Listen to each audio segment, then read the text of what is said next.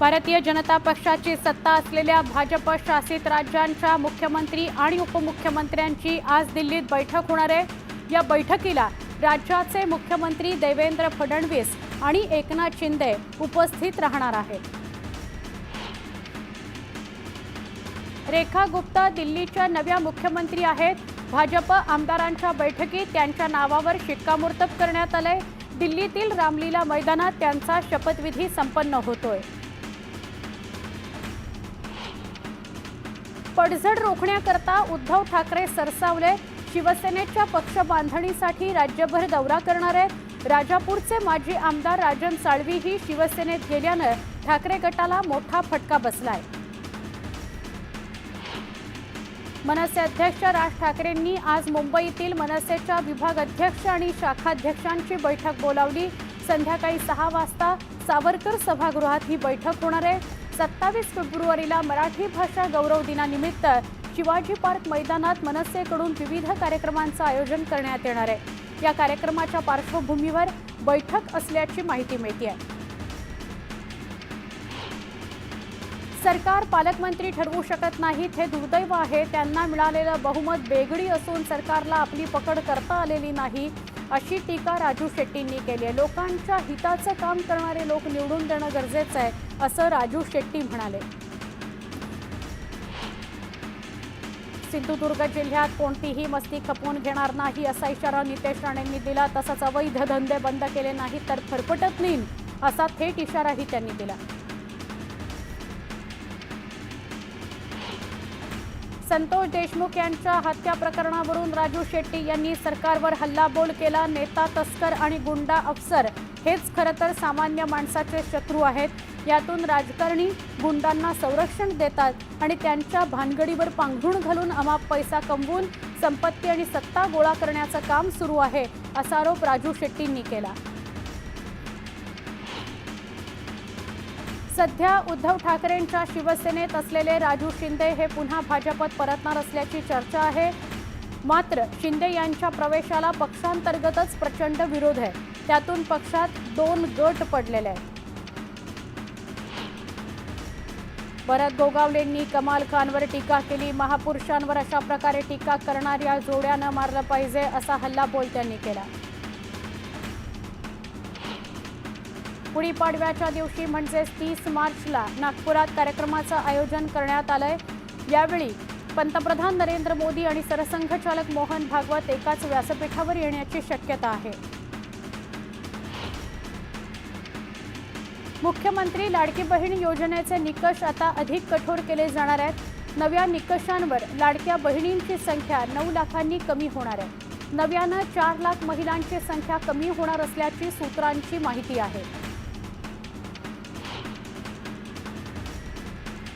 सिडकोतर्फे 26,000 घरांची ऑनलाईन सोडत काढण्यात आली आहे। त्यात 21,399 जणांना त्यांच्या पसंतीचं घर मिळालंय। सिडकोच्या इतिहासातील ही आत्तापर्यंतची सगळ्यात मोठी लॉटरी आहे।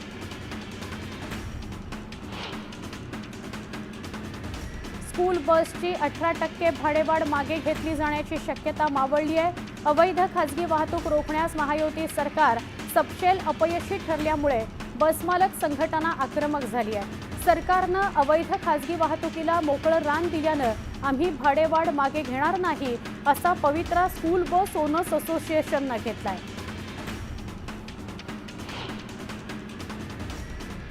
इयत्ता 10वी उत्तीर्ण अंगणवाडी सेविकांसाठी 1 वर्षाचा तर 12वी उत्तीर्ण सेविकांना 6 महिन्यांचा बालशिक्षण प्रमाणपत्राचा कोर्स करणं बंधनकारक करण्यात आलंय। नवीन राष्ट्रीय शैक्षणिक धोरणाची अंमलबजावणी आगामी शैक्षणिक वर्षापासून होणार असल्यानं सध्या जिल्हा शिक्षण आणि प्रशिक्षण संस्थेतर्फे प्रशिक्षण दिलं जात आहे। रुग्णालयात गरीब रुग्णांना मदत करणाऱ्या आरोग्य मित्रांनी वेतनवाढीसह विविध मागण्यांसाठी बेमुदत संप सुरू केलाय।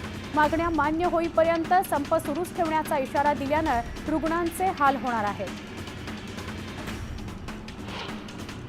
वारसांना मुंबईतच हक्काची घरं मिळावी त्यासाठी गिरणी कामगार संघटनेकडून 6 मार्चला मोर्चा काढण्यात येणार आहे। आझाद मैदान ते विधान भवन असा मोर्चा काढण्यात येणार आहे। मध्य महाराष्ट्र, कोकण, मराठवाडा आणि विदर्भात गेल्या वर्षी झालेल्या मुसळधार आणि अतिमुसळधार पावसामुळे नागपूर, अमरावती, छत्रपती संभाजीनगर, नाशिक, पुणे, कोकण या भागातील धरणांमध्ये फेब्रुवारीत 6% अधिक जलसाठा आहे। यामुळे उन्हाळ्यात मराठवाड्यासह सगळ्याच भागात पाणी टंचाई भासण्याची शक्यता आहे। मध्य आणि पश्चिम रेल्वेजवळ असलेल्या सगळ्या नाल्यांमधील गाळ काढण्याचं काम पावसाळ्यापूर्वी पूर्ण क्षमतेने करण्यात यावं। त्यामुळे पावसाळ्यातही लोकल सुरळीत धावणार आहेत। यासाठी पावसाळ्याआधी पालिका आणि रेल्वे अधिकारी रेल्वे स्थानकांवर संयुक्त दौरे करणार आहेत। स्टेशन परिसर आणि प्लॅटफॉर्मवर थुंकणाऱ्या आणि घाण पसरवणाऱ्या प्रवाशांवर पश्चिम रेल्वे प्रशासनाने कारवाई केली आहे। या प्रवाशांकडून 6 लाखांपेक्षा जास्तीचा दंड वसूल केला आहे। ठाण्यात लोकसंख्येच्या मानाने पुरेसा पाणी पुरवठा होत असल्याचा दावा पालिकेने केला। मात्र काही भागांना टँकरवर अवलंबून राहावं लागतंय। त्यामुळे पालिकेने आता 300 दशलक्ष वाढीव पाणी मिळवण्याच्या हालचाली सुरू केलेल्या आहेत।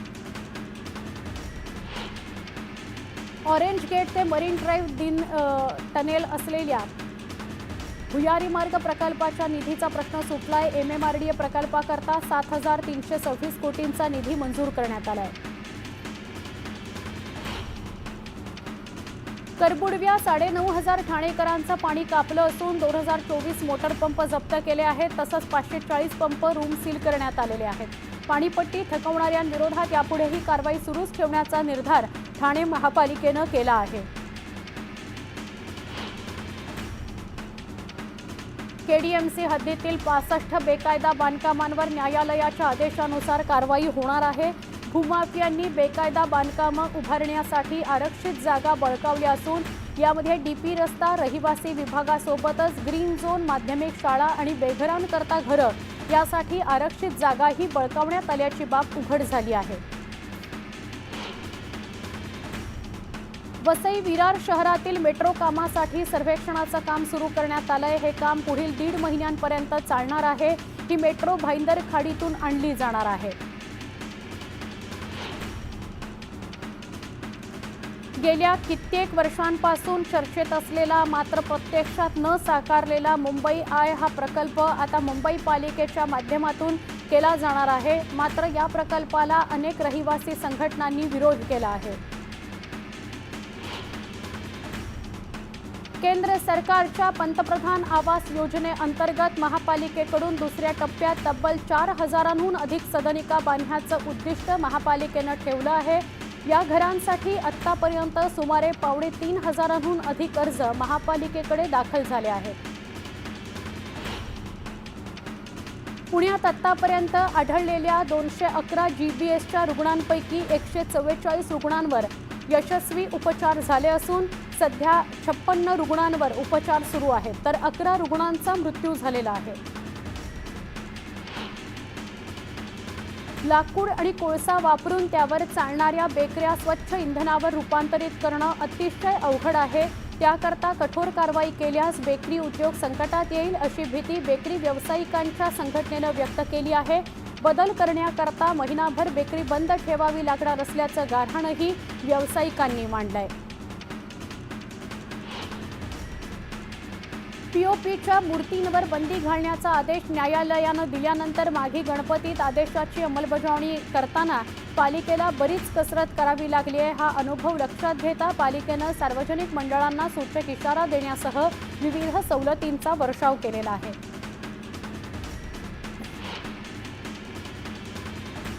मुंबई राज्यात अनेक ठिकाणी वाघ आणि बिबट्यांच्या हल्ल्यात मनुष्य आणि पाळीव प्राण्यांची हानी होत असल्याने राज्य सरकार आता कृत्रिम प्रज्ञा प्रणालीचा वापर करणार आहे। या कृत्रिम प्रज्ञा प्रणालीच्या वापरामुळे लोकांचे जीव वाचणार आहेत। चेंबूर इथल्या 3 झोपडपट्ट्यांचा पुनर्विकास करणाऱ्या विकासकांना 84.92 मीटर उंच इमारती बांधण्याचा मार्ग मोकळा झाला आहे। या तिन्ही झोपू प्रकल्पांच्या इमारतींना परवानगी देणारे नाहरकत प्रमाणपत्र देण्याचे आदेश उच्च न्यायालयाने भारतीय विमानतळ प्राधिकरणाला दिले आहेत। MMRDAच्या ऑरेंज गेट ते मरीन ड्राईव्ह दुहेरी बोगदा प्रकल्पासाठी अखेर 7,326 कोटी रुपयांचे कर्ज मंजूर झाले। त्यामुळे आता या प्रकल्पाला आर्थिक बळ मिळालं असून प्रकल्प मार्गी लावण्याच्या दृष्टीनं MMRDAनं एक पाऊल पुढे टाकलंय.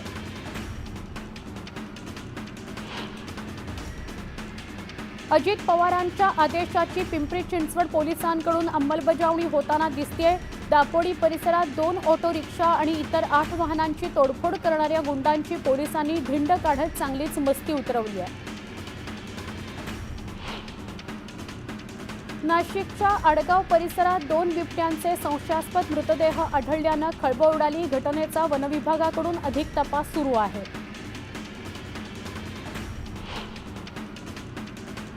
पुण्याच्या मुळशी तालुक्यात लाडक्या बहिणींसाठी पूर्ण चित्रपटगृह बुक करण्यात आलं.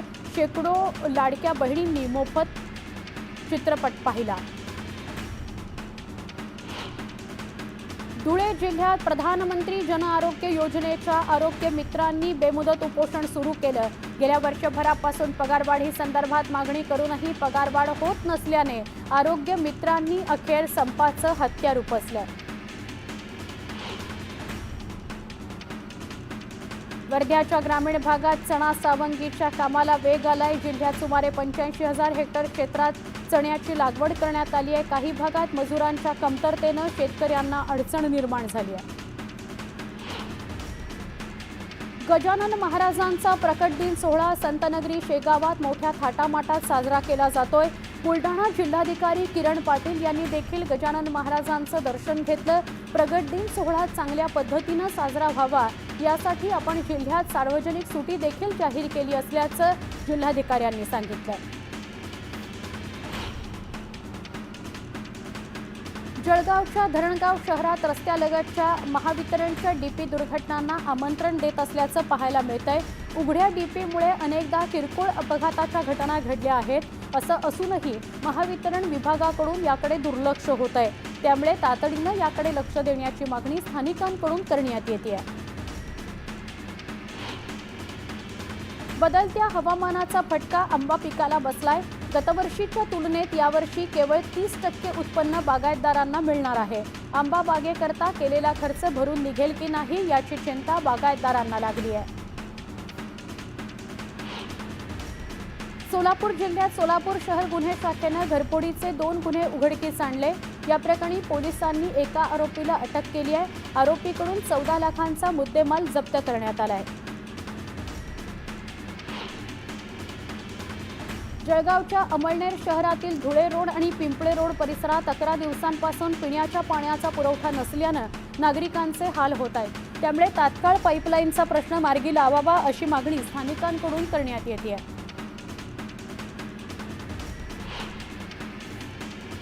बीडच्या आष्टी तालुक्यातील जामगाव इथं ग्रामदैवत फिरंगेश्वरी मातेच्या यात्रा उत्सवाला सुरुवात झाली आहे. यात्रेनिमित्त फिरंगेश्वरी मातेच्या गाभाऱ्यात आकर्षक फुलांची सजावट करण्यात आली. यावेळी विविध जिल्ह्यातून मल्लांनी या कुस्ती आखाड्याला हजेरी लावली. महिला मल्लांची या कुस्ती आखाड्यामध्ये कुस्ती पार पडली. संगमेश्वर साखरपा मार्गावर मोठ्या प्रमाणात बेकायदेशीर जंगलतोड सुरू आहे. डोंगराचे डोंगर उजाड करण्याचं काम लाकूड व्यापारी करतायत. मात्र याकडे वन खात्याचं दुर्लक्ष होत असल्यानं नागरिकांनी संताप व्यक्त केला.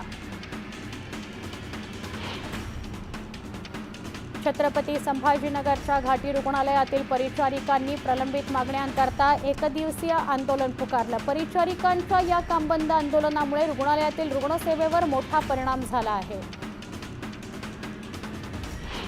रत्नागिरीतील संगमेश्वर देवरुख रस्त्याजवळ मोठ्या प्रमाणावर कायदेशीर उत्खनन, बेकायदेशीर उत्खनन आणि भराव टाकण्याचे प्रकार सुरू आहेत. याकडे महसूल विभागाचं जाणीवपूर्वक दुर्लक्ष महसूल विभाग करताना दिसतोय अशी तक्रार नागरिकांनी केली. या बेकायदेशीर उत्खननामुळे पर्यावरणावर मोठा परिणाम होत असून रस्त्यालगतची भूस्खलनाची शक्यता वाढली आहे. साताऱ्यात मोठ्या जल्लोषात शिवजयंती साजरी करण्यात आली. यावेळी साताऱ्यात छत्रपती शिवाजी महाराजांचं पहिलं मंदिर उभारणार अशी घोषणा शिवेंद्रराजे भोसले यांनी केली. शाळा आणि महाविद्यालयातील विद्यार्थ्यांना 50% सवलतीच्या दरात छावा सिनेमा दाखवला जावा अशी मागणी शिवसेनेचे आमदार किरण सामंत यांनी मुख्यमंत्री देवेंद्र फडणवीस यांच्याकडे केली आहे. येत्या अर्थसंकल्पीय अधिवेशनात रोजगार हमीच्या कामावर काम करणाऱ्या मजुरांना किमान 400 रुपये मजुरी द्यावी असा नवा प्रस्ताव मांडला जाणार आहे, अशी माहिती रोजगार हमी मंत्री भरत गोगावले यांनी आज पंढरपुरामध्ये दिली. बाजार समितीत शेतकरी मालावर प्रक्रिया निर्माण करणारे उद्योग उभारण्याचं आवाहन माजी मंत्री अनिल पाटील यांनी ग्रामस्थांना केलंय. बाजार समिती आधुनिकतेकडे गेली पाहिजे असा आक्षेपही त्यांनी केला. यावेळी आजी माजी संचालकांची तुलना करताना त्यांनी टीकाही केली.